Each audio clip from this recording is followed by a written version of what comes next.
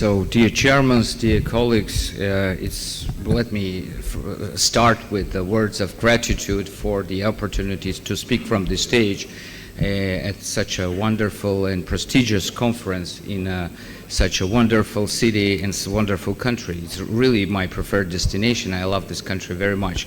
So let me address a never-ending debate, and I hope my analogy and the comparison with Kama Sutra would be appropriate, because I guess in these both topics the position really does matter, and the position really affects and influences the efficiency and the final result.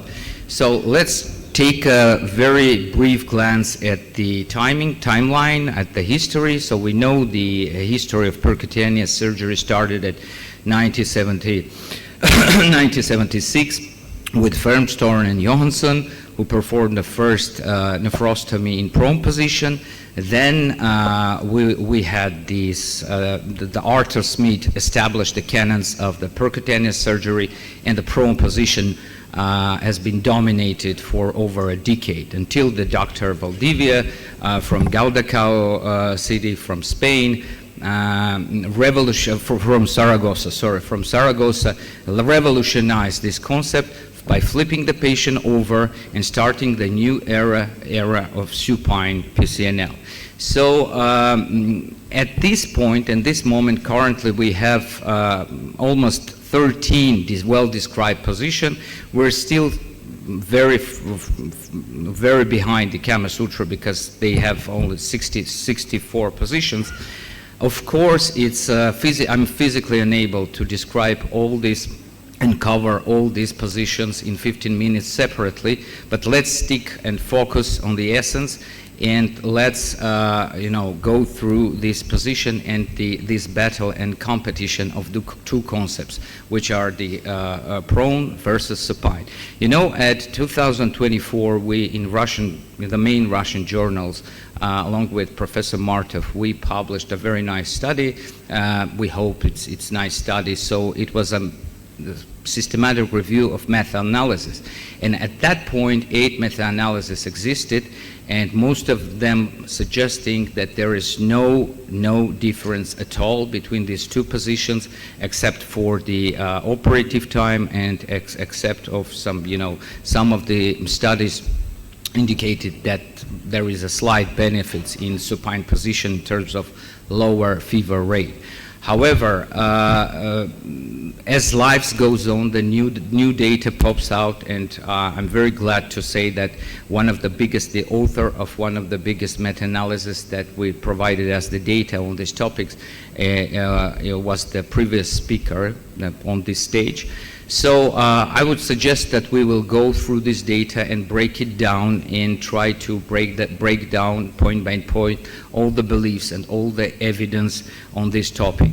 So the cornerstone of the any stone surgery is stone-free rate, and we used to think that this is similar, because early data suggested it is quite comparable. Now we have latest and freshest data. This is a meta-analysis by Dr. Lashkar, who was previous top speaker, and he in this huge meta-analysis, the latest meta-analysis, which involved 12,000 patients. So we understood that they're absolutely comparable. So no superiority of the prone position was indicated. So another point is that there is a common belief that acoustic window in prone position is larger, and it provides us better conditions for the puncture. It provides us a little bit more room for the surgical maneuver. However, the data on this topic is very, very limited, but it is my personal belief that really the space that provides the prone position is quite larger, and especially if we're talking about multi-track PCNL. So when we're talking about another feature, for example, surgery-related features such as calyx accessibility. So here all this data points to a landmark study by Mario Sofer from Tel Aviv, who proved that the accessibility of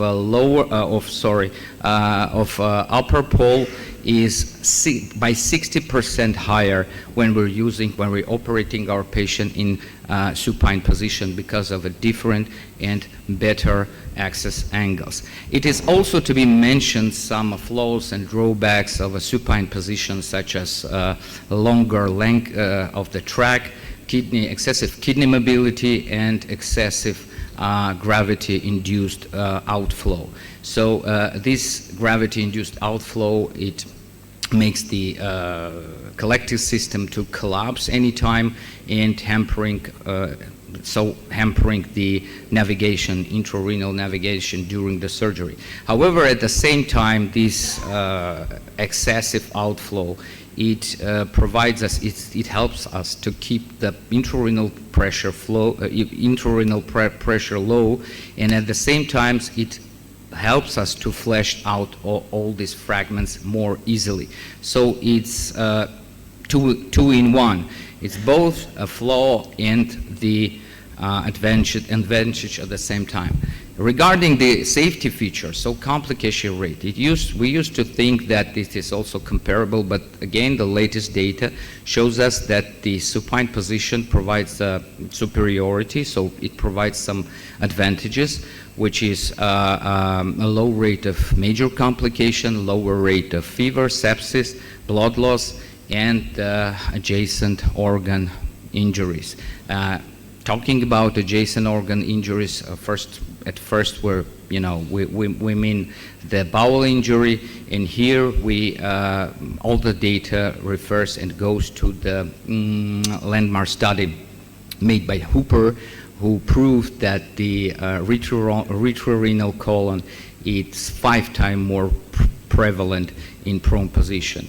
So it is paradoxically, our colleagues anesthesiologists, they really do like the supine position more than we do, and they argue, they're telling us, so it's CPR friendly, it provides the instant access, it provides the better ventilation, it provides the better venous return because of the absence of the abdominal pressure. However, going through the data, the lessons learned from pandemic, we all remember very well that we had to flip over the patient in a prone position in order to improve the oxygenation. And there is also along this, there is a nice study telling us that there is absolutely no difference in the heart rate, blood pressure, blood gases, and they are absolutely the same. So this anesthesiological benefit, it seems to be the myth. And finally, the occupational safety. So this is very important because we have to save ourselves for our patient. And there is a nice study made by a French group which tells us that the radiation exposure is nearly 1.5 times higher in prone position. So the radiation exposure of the lens and the surgeon extremities, so it turns to be that the supine position is more safer even for the surgeon. And finally, the Oscars goes, of course, to a supine position for its time efficiency, because all the meta-analysis anonymously telling us that it is nearly 15% faster, and some would say it's nothing. I mean, 15 minutes, what should I do with this 15 minutes? It's not true, not for the busy centers like our center, when we schedule a 14 stone surgery a day, and you just calculate. If you do a 2 PCNL in supine, you save time for 1 additional RIRS. So let's summarize the take-home messages, which is pretty much clear nowadays, because we have a new data that coming, and popping up. So supine seems to offer more advantages that we used to think. However, the prone position retains its specific advantages, And if you are a prone guy, classic prone guy, and if you're completely comfortable with this surgery, there is no urgent need to, force yourself down and switching to the supine surgery, because there is a huge chances that you would render your patient stone-free with a safe efficiency and a safe stone-free rate. However, if you're just beginner and just starting your PCNL career, there is a reason to start with a supine position, because the modern data shows that this is a modern, a progressive, safer, and advantageous position. So and all we have to do is just keep in mind that in any stress situation, in any challenging situation, would it be anatomical challenge or obesity challenge, so you can move the patient a little bit aside, to an intermediate flank, bird's position, or even flip him over and go prone and supine. But this is just in very selected cases. So I guess I'm done with my presentation. Thank you very much. Thank you for your attention. Thank you.